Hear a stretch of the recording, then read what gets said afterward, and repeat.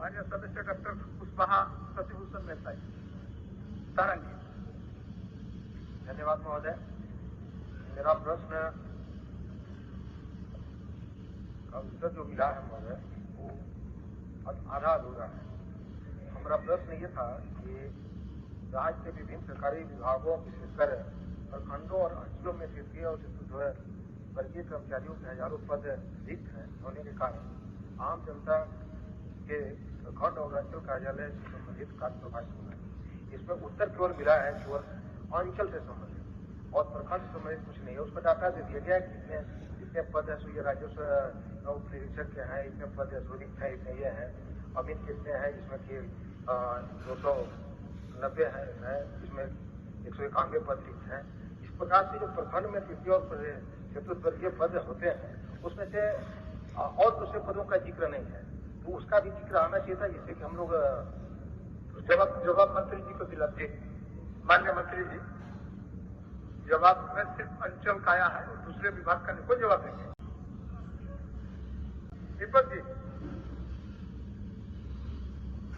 एक प्रश्न दीजिए, जवाब दे दिलाने का प्रश्न। अध्यक्ष महोदय, माननीय सदस्यों, विभिन्न प्रखंडों और अंचलों के बारे में तृतीय और चतुर्थ वर्गीय कर्मचारियों के हजारों पद रिक्त होने के आम जनता प्रखंड अंचल कार्यों से संबंधित कार्य प्रभावित हो रहे हैं। एक्चुअली ये दूसरे विभाग से भी रिलेटिव था, इसलिए कि और हम लोग ने कोशिश किया है तो सांकेतिक रूप से जवाब देने का। जैसे PMY जी मनरेगा और तृतीय एवं चतुर्थ वर्गीय पदों के लिए कतिपय रिक्त पदों की आउटसोर्सिंग कर्मियों से कार्य कराना प्रतिबंधित, ये भी एक मामला है। और दूसरा इनका था कि क्या बात सही है कि राज्य सरकार की स्थानांतरण नीति ट्रांसफर पॉलिसी के बावजूद पलामू जिला सहित राज्य के कर्मचारियों राजस्व कर्मी विभाग पदाधिकारी 3 वर्षों से अधिक समय से एक ही कार्यालय पदाधिकारी था, जिनके साथ शिक्षा एवं भ्रष्टाचार की शिकायत। ये राजस्व विभाग से संबंधित है, जो इन्होंने कहा है कि अंचल के लिपिक और राजस्व कर्मी 3 वर्षों से अधिक है। तो सरकार का ये प्रावधान है कि जो 3 वर्ष तक ही रह सकते हैं, 3 वर्ष से अधिक होंगे तो उसको हम लोग स्थानांतरण करेंगे। तो उसके लिए स्थापना समिति की बैठक की आवश्यक है।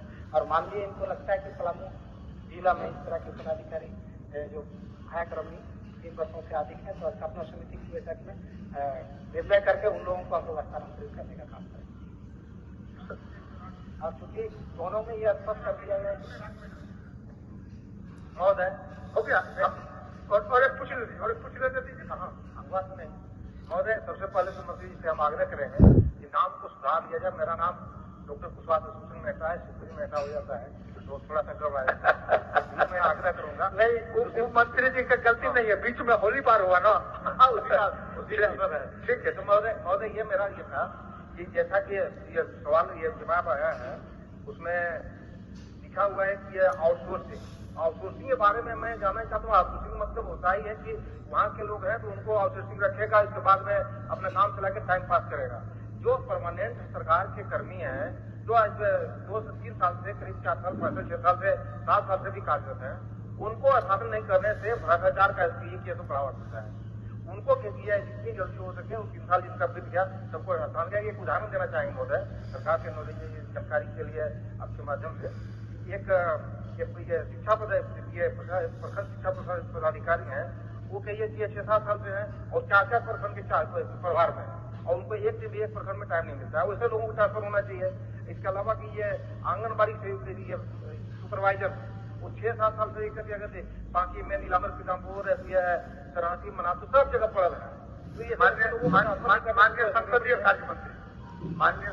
कार्य मंत्री आप शायद घटना से अवगत हो गए, जरा जवाब दें।